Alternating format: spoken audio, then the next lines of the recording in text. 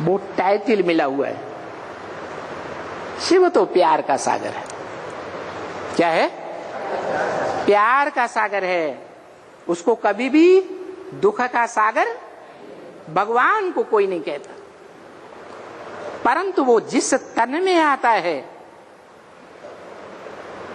वो निराकारी तो बनता ही है, लेकिन एकदम ऐसा निराकारी नहीं जैसे शिव 5000 वर्ष के लिए निराकारी दुनिया में बैठ जाता है। ऐसा बनता है? ऐसा नहीं बनता। कैसा बनता है? अरे सुख या दुख आत्मा बिंदी के द्वारा भोगा जाता है क्या? नहीं, शरीर के द्वारा ही भोगा जाता है। तो वो ऐसा शरीरधारी भी है जो शरीर से ऊंचे से ऊंचा सुख भोगता है और ऊंचे से ऊंची सृष्टि बनाता है।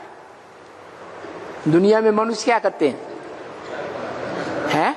इंद्रियों से सुख भोग कर, चाहे देवताएं हों, चाहे मनुष्य हों, राक्षस हों, सृष्टि तैयार करते हैं या नहीं? है?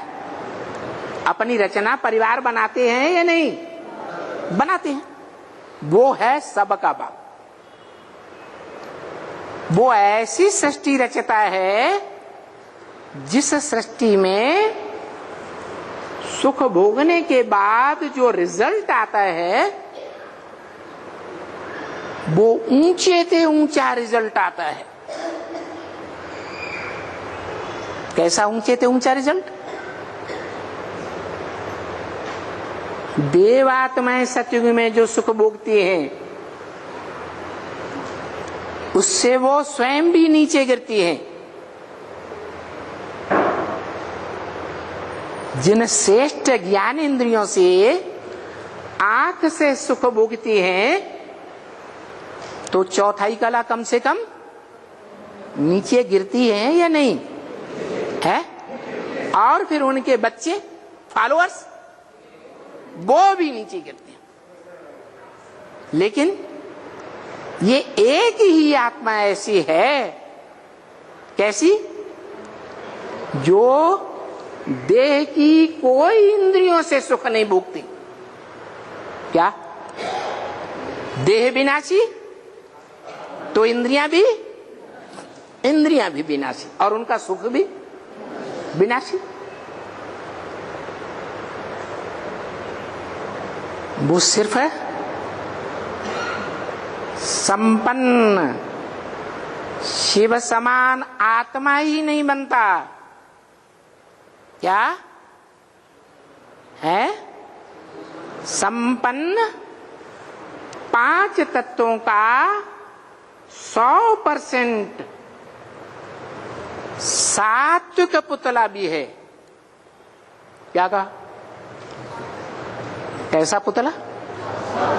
100% सात्विक पुतला।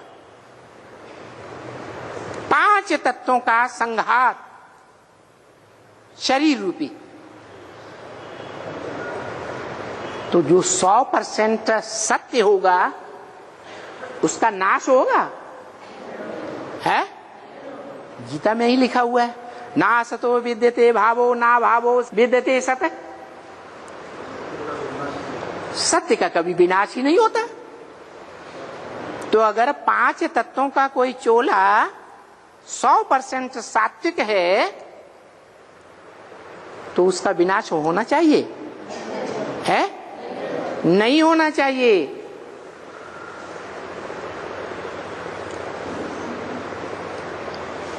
वो एक ही चोला ऐसा है जो विश्व का बादशाह गाया हुआ है। बादशाह बनता है? बनता है? अरे चुपचाप। बनता है या नहीं बनता? बनता है। अच्छा, उसका बाप बनता है?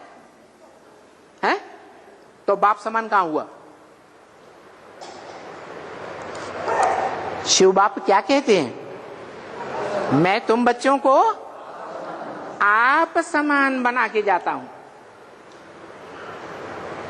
तो जब शिव बाप प्रैक्टिकल में विश्व का बादशाह नहीं बनता, तो जो बाप समान बनेगा वो प्रैक्टिकल में विश्व का बादशाह बनता है। उसको विश्व की बादशाही का ताज दिखाया जाता है। हा? पार्वती को फिर भी ताज दिखाते हैं, शंकर को कोई ताज नहीं होता। ताज किस बात की निशानी है? जिम्मेवारी की ताज की निशानी एक बात, दूसरी है प्योरिटी की ताज की निशानी। तो वो प्योरिटी का ताज धारण करता है या विष पात्र दिखाया जाता है उसके चित्रों में? सारे संसार का विष पीता है।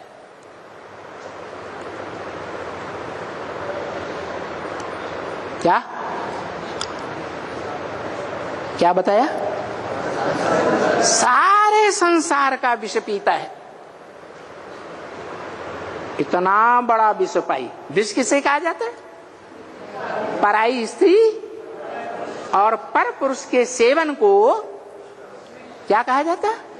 विष कहा जाता है। जो ऐसा करते हैं वो बड़ी तेजी से नीचे गिरते हैं। गिरते हैं या नहीं गिरते हैं? और वो गिरता है? हाँ? गिरता नहीं? अरे विष पीता नहीं, अरे पीता भी है, गिरता भी नहीं। ये कैसे?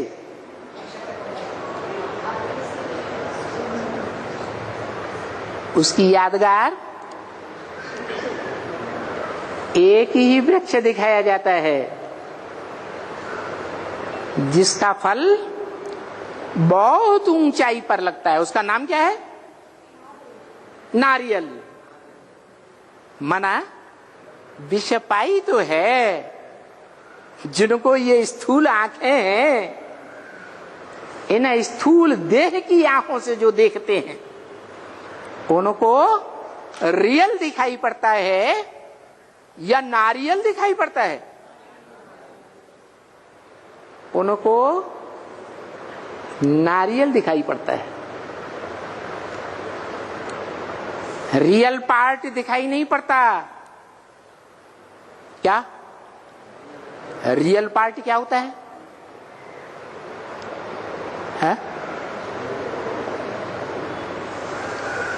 त्रिमूर्ति के चित्र की व्याख्या पिछले लगभग एक सप्ताह से बाबा मुरली में दे रहे हैं। पूछ रहे हैं बच्चों से, बता भी रहे हैं कि त्रिमूर्ति के चित्र में वो चित्र कौन सा है जो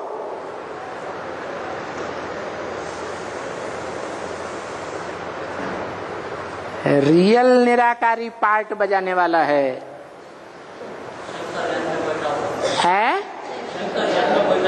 शंकर याद में बैठा हुआ है।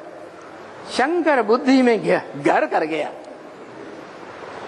क्योंकि मूर्ति है ना हाथ पांव वाली, इंद्रियों वाली, और हम भी इंद्रियों वाले। जैसे को तैसा पसंद आ जाता है। आता है कि नहीं? बाबा भी मुरली में क्या बोलते? कोई मम्मा के मुरीद, कोई बाबा के मुरीद, और शिव बाबा को कोई पूछता ही नहीं। बताओ त्रिमूर्ति के चित्र में वो कौन सा शिव बाबा है? शंकर तो खुद ही याद में बैठा है। पुरुषार्थी है या पुरुषार्थ पूरा हो चुका है? तो वो निराकारी 100% हुआ है? 100% निराकारी होता तो उसको इंद्रियां नहीं दिखानी चाहिए, क्योंकि जो 100% निराकारी आत्मा बनती है वो इंद्रियों का सुख नहीं भोगती। और शंकर को तो इंद्रियां, अरे बोलो, दिखाई जाती है कि नहीं दिखाई जाती?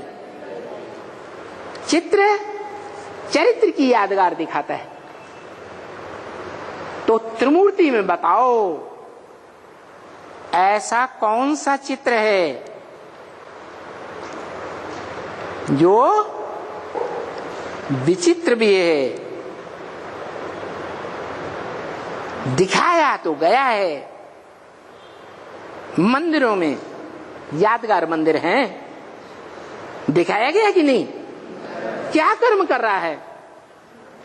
दुनिया के लोग जो कर्म करते हैं वो ही कर्म कर रहा है या कोई दूसरा कर्म कर रहा है? आ?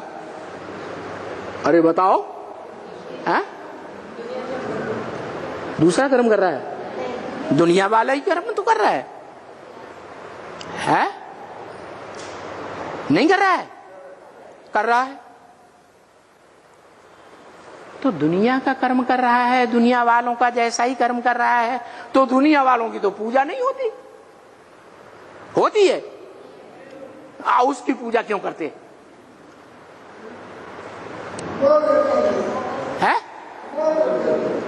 इसलिए अमोघ भी है, शंकर है। वो तो दुनिया वाले कहते हैं, क्योंकि दुनिया वाले देहधारी हैं, इंद्रियों वाले। तो जो खुद इंद्रियों वाले हैं, इंद्रियों का सुख भोगने वाले, वो शंकर के लिए भी कहते हैं अमोघ वीर्य है। अरे इंद्रियों से, चाहे ज्ञान इंद्रियां हो चाहे कर्म इंद्रियां हो, अगर उनसे शक्ति क्षीण नहीं होती है सुख भोगते समय, क्या कहा?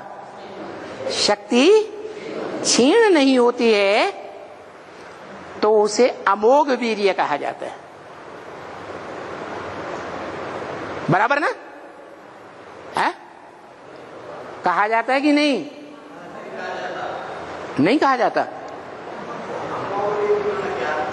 अमोघ वीर्य माने किसी प्रकार की शक्ति क्षीण न हो, आंखों से सुख भोग रहा हो तो भी शक्ति क्षीण न हो। और कर्मेंद्रियों में भी जो प्रधान कर्मेंद्रिय है कामेंद्रिय, उससे भी सुख भोग रहा हो, कर्म कर रहा हो तो भी शक्ति क्षीण न हो।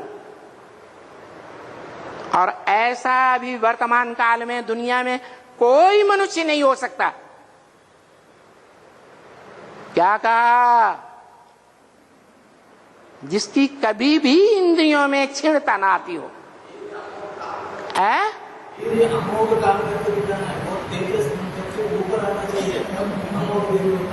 अच्छा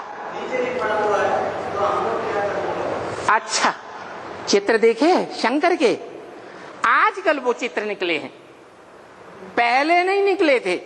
पट्ट पड़ा हुआ है, जैसे पट्ट रानियां पट्ट में गिरती हैं। इसलिए एक बीज पैदा होते समय नीचे दूध बीज दो हिस्सा भरता है, एक पुरुष का हिस्सा नीचे गिरता है, स्त्री का हिस्सा नीचे गिरता है, तो ब्रह्मा और शंकर नीचे गिरता है, तो बीच में जो नरसिंह नारायण है वो ऊपर चढ़ता है और त्रिशूल का निशान है। ऐसे ही ये त्रिमूर्ति पिता है, वो माँ पिता, शंकर पिता है, जगत पिता। शंकर के रूप में ब्राह्मणों की दुनिया में कब से प्रत्यक्ष होता है? जल्दी बोलो, आगे आके बैठ जाओ, आगे आके बैठ जाओ, आराम से, डरो मत। अरे धड़ाके से बोलो, ये बाबा का सभा है। हाँ हाँ, यहाँ सामने बैठो। जो शंकर शंकर नाम से संसार में प्रत्यक्षता रूपी जन्म लेता है, वो कब से? संक अभी एक बात बताऊंगा, एक शिवरात्रि का कथा होता है ना, तो पहले शिवलिंग को काला लिंग दिखाई पड़ता है। काला लिंग माना उसमें मुंह नहीं दिखाई पड़ता, तो वो शिवरात्रि है, काला काला है, सिर्फ उसको वो फूल नहीं, कुछ नहीं चढ़ाता है। तो बाद में पूरा पूजा होने के बाद मुंह डालता है, माना वो पतित से पावन हो गया, तो शिव दिन हो गया, वो शिवरात्रि। आप कहते हैं जो अमोघ वीर्य है वो पतित से पावन बन गया, इसलिए वो कब से बन गया? उनकी वीर जब रोशनी बदल करके ऊपर चढ़कर, वो जटा है ना, जटा माने क्या, वो ज्ञान की जटा है, ब्रेन है। हाँ ब्रेन की हिस्सा ही बाल है, हाँ उसमें अपान निकलता है, ब्रेन हाँ निकलता है, उसका अपान है, हाँ निकलता है, उससे पकड़ता है ज्ञान गंगा। हाँ गंगा निकलती है, गंगा निकली ऐसे कैसे? अरे गंगा निकलती है अंत में, मुरली में क्या बोला? ज्ञान गंगाएं निकली हैं अंत में, बीच में या पहले?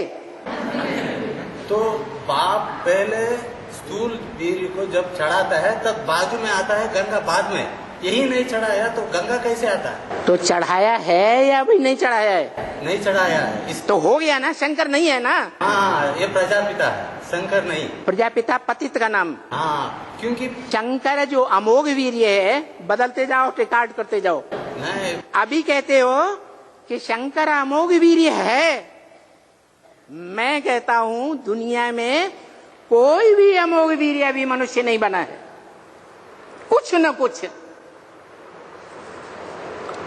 औरों का ज्यादा होता होगा, उसका कुछ न कुछ कभी न कभी औरों का सप्ताह में, 2 सप्ताह में, 2 दिन में, 4 दिन में चरण होता होगा, उसका कुछ न कुछ टाइम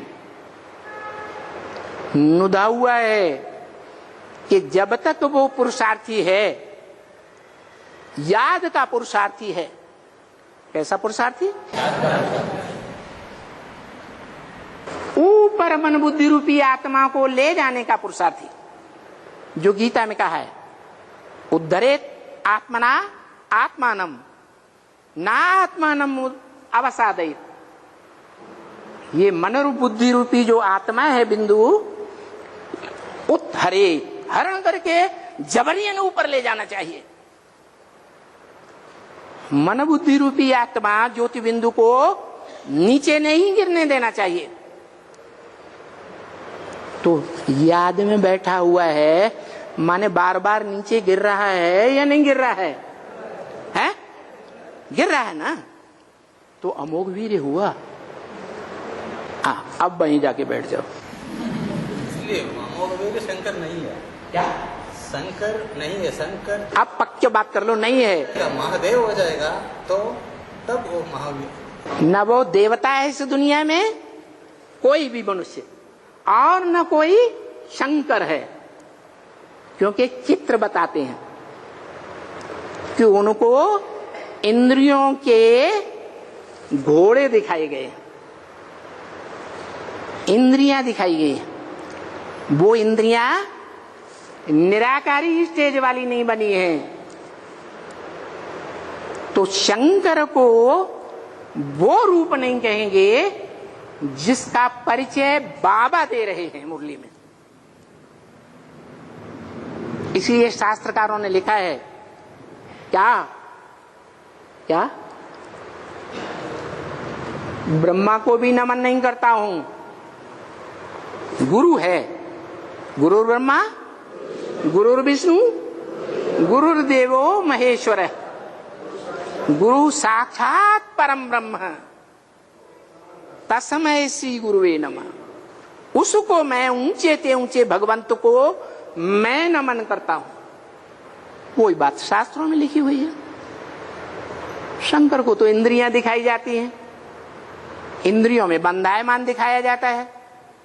जो इंद्रियों में बंधायमान है वो पुरुषार्थ करेगा ना निराकारी बनने का, संपूर्ण निराकारी बन जाएगा, तो उसको इंद्रियों की स्मृति आएगी।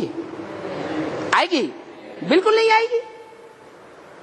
तो बताया त्रिमूर्ति के चित्र की 6-7 दिन से व्याख्या हो रही है मुरली में। बाबा बता रहे हैं त्रिमूर्ति के चित्र में, समझा भी रहे हैं ऊंचे से ऊंचा भगवंत कौन है। बच्चे गफलत में आ जाते हैं। क्या गफलत? कोई मम्मा के मुरीद, कोई बाबा के मुरीद। ब्रह्मा कुमारियां कहती हैं ब्रह्मा बाबा कभी भी चरित नहीं होते थे। अरे चरित नहीं होते थे तो इंद्रिय जीते जगत जीत बन गए क्या? नहीं बने ना। तो फिर बताया कि वो स्वरूप कौन सा है जो सार्वभौम है दुनिया में, सारी दुनिया में उसकी यादगार मिल रही है। मंदिर भी बने हुए हैं, मूर्तियां भी मिल रही हैं। तो बुद्धि चली जाती है देहदारी की तरफ, ब्रह्मा विष्णु शंकर की तरफ। अरे ये सूक्ष्म शरीरधारी हैं या नहीं है? हैं? सूक्ष्म शरीर भी तो शरीर ही है ना। सूक्ष्म शरीर शरीर नहीं है? बा पट्टे।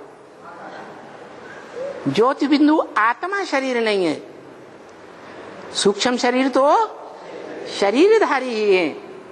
और सूक्ष्म शरीर ज्यादा पावरफुल होता है कि स्थूल शरीर ज्यादा पावरफुल होता है? सूक्ष्म शरीर ज्यादा पावरफुल होता है। तो जो ज्यादा पावरफुल होगा उसमें ज्यादा संकल्प शक्ति होगी, वाचा की शक्ति होगी, कर्मेंद्रियों की शक्ति होगी कि स्थूल शरीरधारियों में होगी। है? देखो कोई में देखा होगा भूत प्रवेश करता है, तो जिसमें भूत प्रवेश करता है वो लुंजुम गुंजुम होता है। और जब भूत प्रवेश करता है तो उसमें कई गुनी ताकत आ जाती है। कहां से आती है? सूक्ष्म शरीर से आती है। तो बताया, बाबा तो बता रहे हैं, कितने साल से बताते चले आ रहे हैं, ब्रह्मा कुमार कुमारियों को भी बताते चले आ रहे हैं। वो भी फॉलो तो करती हैं बच्चा बुद्धि से। बाबा कहते हैं सबसे पहले ऊंचे से ऊंचे भगवंत का परिचय दो। इधर उधर की बातें करते रहते हैं, चारों चारों चित्र समझाते रहते हैं। बाबा कहते बाप का परिचय बुद्धि में नहीं बैठा है तो रवाना कर देना चाहिए, आगे बढ़ाना नहीं चाहिए। क्यों? क्योंकि वो हमारे कुल का है ही नहीं। ऊंचे ते ऊंचे भगवंत ने जो प्रैक्टिकल में सृष्टि रची है उस कुल का नहीं है, इसलिए भगा देना चाहिए। कहे कि हमारी बुद्धि में बैठा है, निश्चय पत्र लिख करके दे तो मान लेना चाहिए, भले झूठा देता हो। जैसे आजकल बहुत निकलेंगे, डायरेक्शन निकला कड़क। डायरेक्शन तो पहले से भी मुरली में था। क्या? हंस बगुले इकट्ठे रह नहीं सकेंगे, लेकिन लिख लिख करके दे रहे हैं स्टाम्प पेपर पर कि हम बगुले नहीं बनते हैं, हम किसी भी प्रकार विकारी के संग के रंग में नहीं रहते हैं और विकारियों के हाथ का भोजन नहीं खाते हैं। लेकिन फिर